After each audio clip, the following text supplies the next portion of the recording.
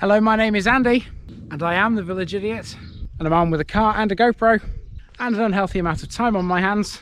Welcome back to North Lincolnshire, or is it North Lincolnshire?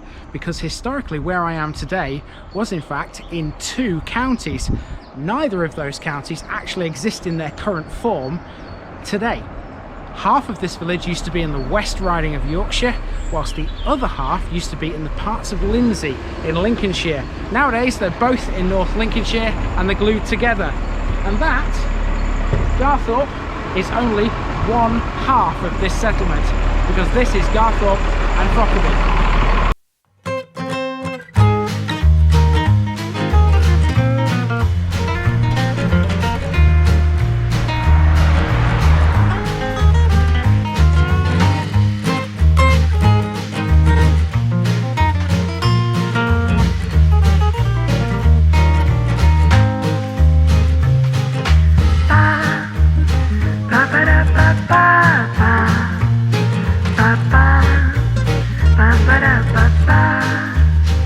Here's my disclaimer for people who may be watching me for the first time. I say things as I would in my native accent and dialect.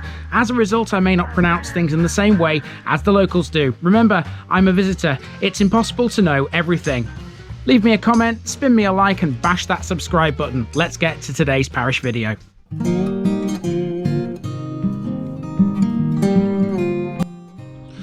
Garthorpe is a village in North Lincolnshire situated approximately 8 miles southeast of Goole, 1 mile west of the River Trent, and within the bounds of the Isle of Axo. Together with Fockerby, which is contiguous with the village, Garthorpe forms a civil parish of about 500 inhabitants, measured as 418 at the 2011 census. Fockerby is immediately to the west, and the two places were historically separate from each other, and they now form one community. 3 minor roads radiate from the village centre. To the north is Adlingfleet within the East Riding, and to the east is a road that leads to Amcots. To the southwest lies Luddington. Garthorpe and Fockerby were once separated by the River Don. Cornelius Vermuyden, the Dutch engineer we keep mentioning in these parts, rerouted the Don as we've learned before, which had the effect of conjoining the two settlements here. There's a small section of road which crosses the previous course of the Don, linking Westend Garthorpe to Station Road Fockerby, and I'll show you where that is in a few moments. The two villages were also in different counties, Garthorpe being in the Parts of Lindsey, Lincolnshire, whilst Fockerby was in the West Riding of Yorkshire. The two villages were joined with the creation of Humberside and were both in Boothferry District, and since 1996 they've been a part of North Lincolnshire.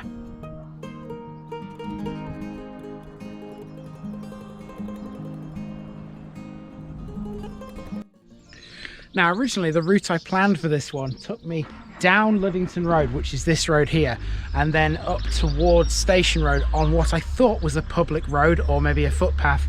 Turns out I had to hastily replan because it turns out it's a farm track. So I won't be going down Luddington Road. What I will be doing though is going down Westend.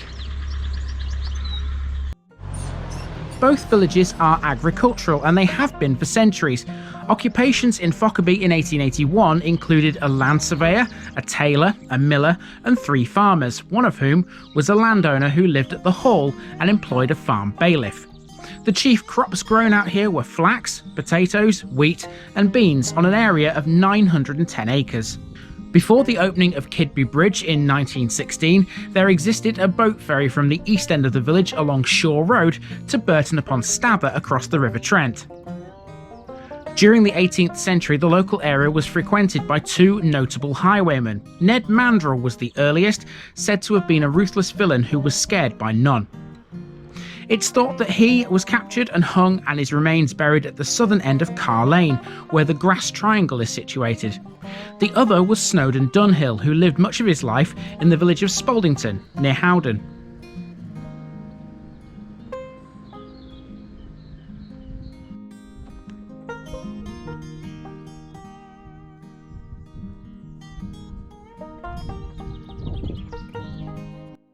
So the house behind me here is called Nora's Cottage. I wonder who Nora was. Demographically, the population is 97.8% white British, whilst the population density stands at 37.96. The average house in Garthorpe had a sale price of £138,000 over the past 12 months, but there's no accurate figure for Fockerby. Okay, so you'll not be able to read it at this distance, but in this house here, at the back of their garden, there's a sign.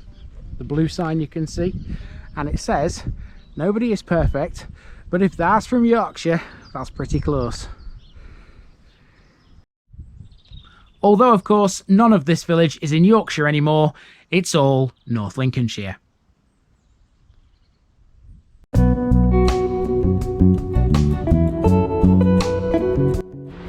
The Anglican parish church is dedicated to St Mary. It's a relatively new church compared to some of the other local ones, having been built in 1913.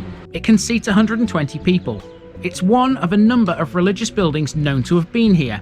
Along with this, there were chapels in Garthorpe. There's not a lot out there for this church on the internet. I'd be very appreciative to the Garthorpe and Fockerby locals if you could fill in a few gaps for this one. Right in the centre of Garthorpe we have the village hall. This sports a large main hall, a kitchen and a separate bar. The hall has its own small car park and additional parking is provided by St Mary's Church. The parish notice board is on the wall, so mark it off, North Lincolnshire folk. The parish council's website describes the hall as modern, light and airy. It can be set up and decorated to suit all kinds of activities, such as workshops, parties and exercise sessions. Now for pubs. Garthorpe has had a few. The one you see here is called the Bay Horse. The village also had another pub called the Plough Inn, which closed in 1918. There was also a public house situated adjacent to the River Trent, where the ferry crossed to Burton upon Stather. This was called the Sheffield Arms on a map in 1886, and it was called the Webb's Hotel in 1907. Now the Bay Horse looks to be empty, so whether or not it's a closed pub now, I don't know. One thing that I do know is that the property that's dead opposite, on the corner of Island Road, that is the old Plough Inn. So that's another former pub that Garthorpe and Fockerby once had. Bus information next. Garthorpe and Fockerby is served by two buses, both running to Goole. These are the 360 and 361. On Back Lane you'll come across the village's playing field and playground. This is pretty extensive for such a small place. There's a football pitch and a large play area, and it's a really safe place for children too, as Back Lane isn't really a road, it's almost like a farm track, so there's very little traffic that passes by here.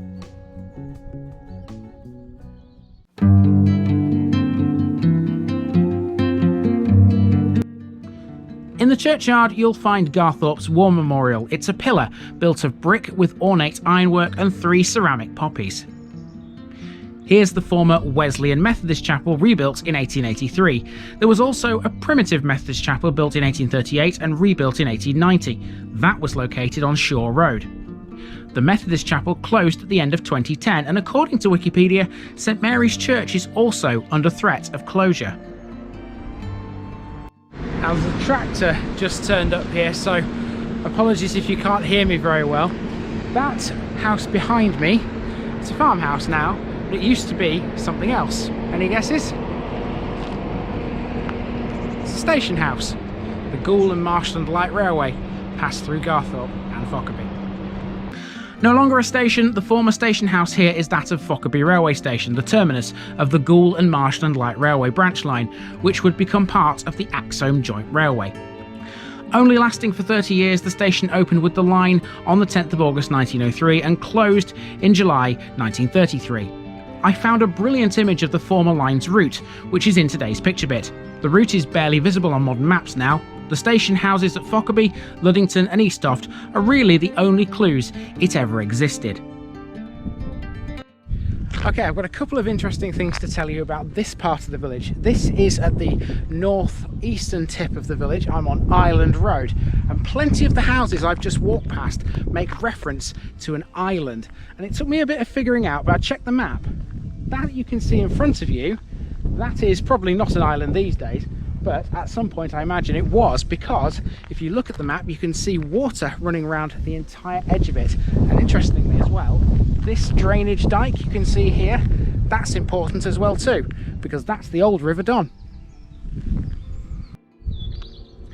And there you have it, that is Garthorpe and Fockerby, but we're not quite done, because to the south of the village there used to be a settlement in medieval times. It was called Waterton. There's not a lot left of it now. Let's see what we can find down there.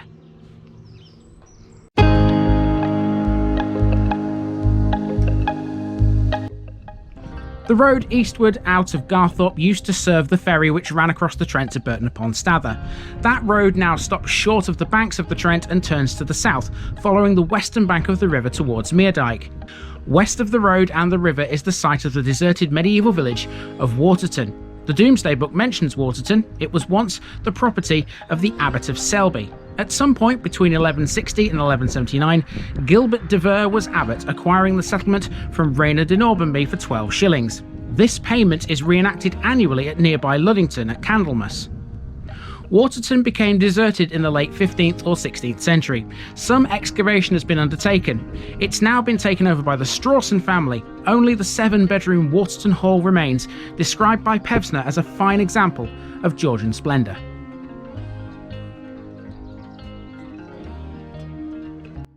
Okay, so I've taken a perch here on a bench in the cemetery next to the War Memorial to introduce today's picture bits for Garthorpe and Fockerby, and here it comes right now.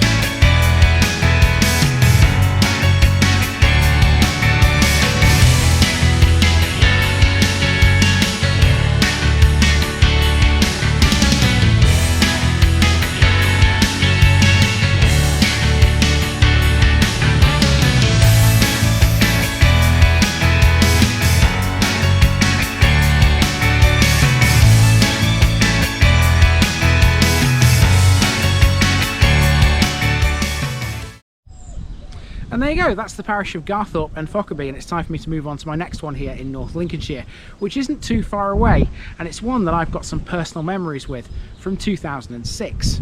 If you want to know what I'm talking about, tune in next Wednesday to see the next episode in North Lincolnshire. But for now, this has been the parish of Garthorpe and Fockerby, and I've been Andy, also known as the Village Idiot, and I'm out.